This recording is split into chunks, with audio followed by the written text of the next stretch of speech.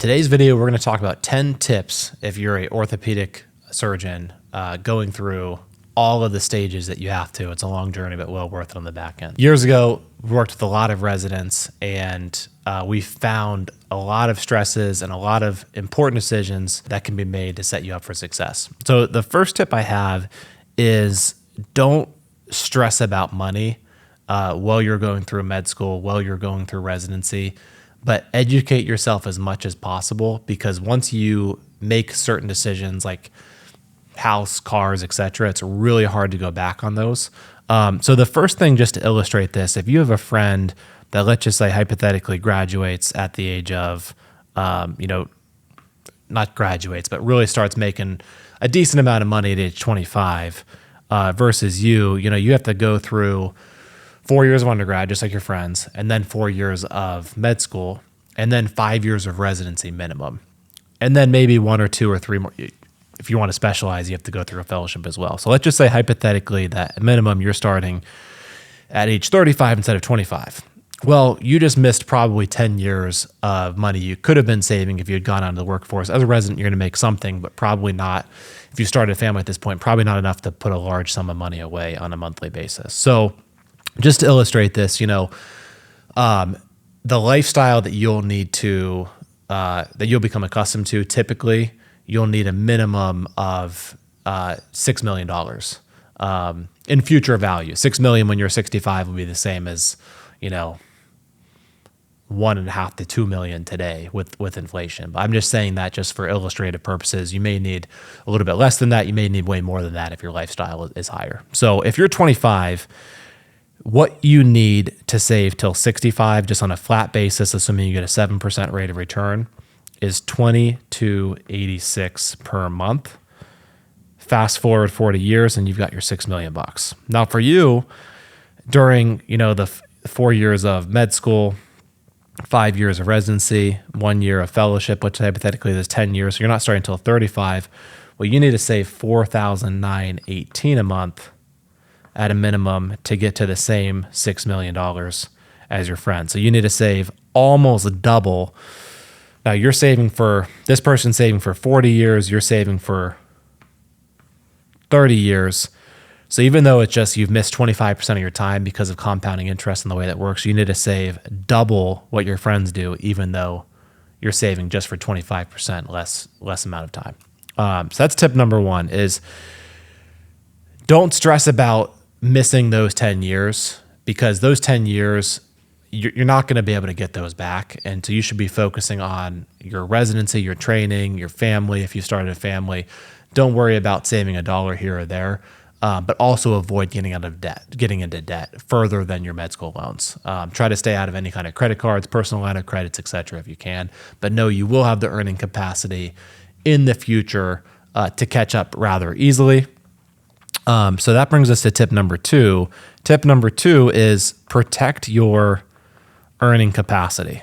How you do this is very simple, is disability insurance. So a lot of times residents can get special deals through companies. If you're at a hospital doing residency, most likely they have discounts set up.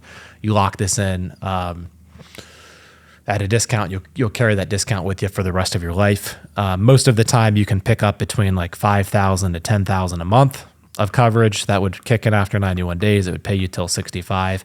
So, essentially you're protecting at least minimum of, let's say, $3 to $6 million. And this is tax-free income if you pay for this. So if you've made the investment in yourself to go to school for this amount of years, probably picked up amount of school loans. School loans, if they're federal, are forgiven if you die. They're not forgiven if you become disabled.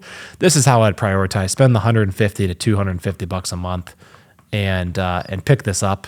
No brainer. If you have a family, also pick up some term life insurance. Under no scenario during residency should you be sold any kind of permanent life insurance when you're trying to manage everything else. So if a salesperson comes in and tries to sell you like a permanent life insurance policy and tells you to put a substantial amount of money into a life insurance client that's not term, I'd run as fast as you can in the opposite direction. All right, so that brings us to tip number 3. If you have school loans, have a philosophy on how you're going to manage these school loans. So we have basically scenario A and scenario B. So scenario A is, we forget about these let's say you have 5 years of residency, 1 year of fellowship, let's say hypothetically. So if you do a public student loan forgiveness program, you can come out with 4 years left. And then let's say you start hitting $500,000 a year of income under the SAVE program, similar to, what was revised pay as you earn, but improved, if you're married and you can, take a sniper shot basically on your income, file taxes separately, not to get too much in the weeds. But let's just say hypothetically that you have like $400,000 of school loans. You'll be able to pay, $200 to $400 a month on those during the SAVE program, get some of the interest forgiveness along the way, come out, you have 4 years left. You're going to pay, let's say between $2,000 to $4,000 a month. And at that point, you'll have almost the majority of your loan balance forgiven if you stay at a non-for-profit. Now, that's a huge if. Now, even if you don't go to a non-for-profit, we have a lot of clients that use this as a negotiating tactic. They're going to private practice, say, listen, I have this school loans. I can accept a $500,000 job at this big academic institution. It's going to be similar to earning $700,000 with you, because if I stay here 4 years, my loans get forgiven. If I come to you, my loans don't get forgiven. So use it as a negotiation tactic. The other option, and so if you kept federal loans, especially the last couple of years with all the COVID relief, it was a no-brainer. But the other option, there are some service providers. If you know for certain you're going to private practice, or maybe you're joining your dad or your mom that has a private practice already, you could refinance. There's a couple options out there where they'll give you $100 a month or even zero payments during residency, and you can lock in a lower interest rate, and then you come out and then those real payments begin at whatever term that you choose, 5, 10, 15 years, et cetera. But regardless, have a philosophy, have a plan in place with your school loans, because, I've counted up, we've had over $50 million of school loans forgiven in the last couple of years with clients that we helped 10 years ago set up this public student loan forgiveness stuff. It works. It works well. Put money aside to back it up as well. If the loans don't get forgiven, you can go to bed at night, sleep well, knowing that, what you would have paid in many ways, you have set aside in a, conservative, diversified investment account. At any point, you can take that if you wanted to and knock down the balance that you would have paid anyway. So definitely have a clear game plan around school loans. That includes, are you keeping them federal or are you refinancing? That's decision number one. Decision two, are you making payments during residency and fellowship, or are you not making payments? If you're not, make sure that you are going through the steps of going through forbearance so your credit score doesn't get hit. And then make sure you protect those, obviously, the disability insurance. That was tip number two. And then if you are married or getting married, the tax filing decisions are going to be crucial, which are going to determine what payment structure is best for you if you are on that federal plan, income-based plan, such as a SAVE plan, income-based repayment, et cetera. All right, so that's tip number three, is have a very clear roadmap around school loans. Work with a financial advisor that's well-versed in how to handle school loans during residency, during fellowship, and thereafter. Fourth tip is if money is tight, carry your emergency fund inside of a Roth IRA. So the way the Roth IRA works, you can put in $7,000 a year, and assuming you're single, you're a resident, you're making, let's say, $70,000, you're eligible to directly fund a Roth IRA. Now, if you fund a Roth IRA, let's just say hypothetically, every year during residency and thereafter, all that money for you is asset protected in most states. If you get sued, it's tax-free growth. And then once you turn 59.5, it's tax-free out. Now, what most people don't know is you can take your basis out if you need it. So if you put, let's say, scenario A and scenario B again. Scenario A, someone puts $7,000 in a bank account. They use it, great. Scenario B, someone puts $7,000 in a Roth IRA. But this is all they have saved. So the inside the Roth IRA, let's just say we leave it in a money market account right now, even paying 5%. Well, you can always take your basis out tax-free and penalty-free. There's no 10% penalty. There's no taxes. The money you put in on an after-tax basis, if an emergency occurs, you can take it right back out without repercussion. Not the case if you're funding a backdoor Roth IRA, if you're married to a high-income earning spouse that's already out of training and as a attending. But why not keep your emergency fund in a Roth IRA? That way, if you don't need it, every year, it's a one-time limit, and if you miss that for life. So if you can, anything you hold in an emergency fund, my recommendation, keep that in a Roth IRA. If you already have an emergency fund, then obviously fund the Roth IRA and invest it in diversified index funds. Okay, so that's tip number 4. Tip number 5 and these are not in order of importance now, because I would put tip number 5 before tip number 4, is make sure you get the free money inside of your 401k or 403b. So most hospitals as a residency, if you put in, let's just say 6%, they'll put in 3%. If you put in 5%, they'll put in 4%. This is free money. It's tax deferred money. You can also elect what you put in a Roth 401k, what they'll match you as a pre-tax 401k. This is free money. So literally, even if an emergency happens and you need to take the money out after your training's over and pay a tax and a 10% penalty, you're doing that and you lose half that money, it's still half of the money that they gave you is still free money. So you're not going to get a better rate of return anywhere. Your school loans are 7%. I don't care. This is a lot of times a 50% or even 100% return on your money just by getting the free match. Don't leave that on the table. Fund it at all cost. Enough said. Okay, so tip number 6, during residency or fellowship, I recommend rent, don't buy. And I've created many resources on this, the break-evens. Obviously, you could get lucky and buy in a hotspot. There are going to be closing costs when you sell your house. There is not a lot of equity you're going to build in that house initially on. It does early on. You're paying interest, taxes, etc. And the market could turn as well. Also with the house, you're going to be working 70, 8-hour weeks. If something goes wrong, that's not an efficient use of your time. An efficient use of your time is educating yourself, going through all the mentors, all the the journal clubs you have, networking, etc. Figuring out how your contracts are going to work, financially educating yourself. Fixing a wall or something that happens with the plumbing is not a good use of your time during residency. When you're making 50, 60, 70,000, because you're going to be making $500,000 or $600,000 after. A little bit of equity, even if you get lucky and buy in a hotspot and you come out with a 20, 25, even $100,000 of equity, in your lifetime returns, it's going to be irrelevant to you.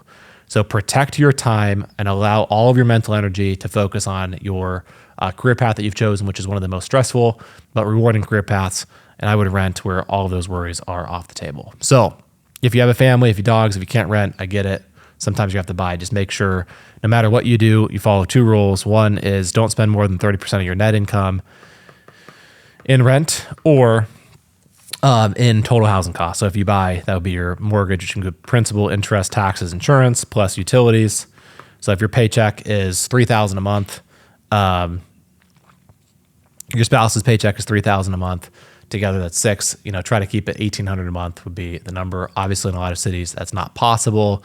So you have to be very aware of this, because this is why the number one reason you're going to feel poor in residency and fellowship, or even after as an attending, is if you go above those numbers. And again, I realize in some cities, more than half or even 60 or 70% of your paycheck's going to have to go to a rent if you're in New York City. I get it.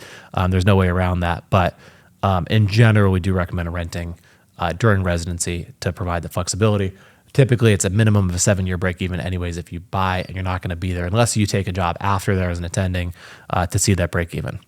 All right, so that's tip number 6. Tip number 7, when you're transitioning from a resident or fellow to an attending, you have to learn how to negotiate your contract. Here I have data. This data is for orthopedic surgery, just general, for 3 to 7 years out. Average comp to RVU is $86 per RVU. The bottom 25% is 63.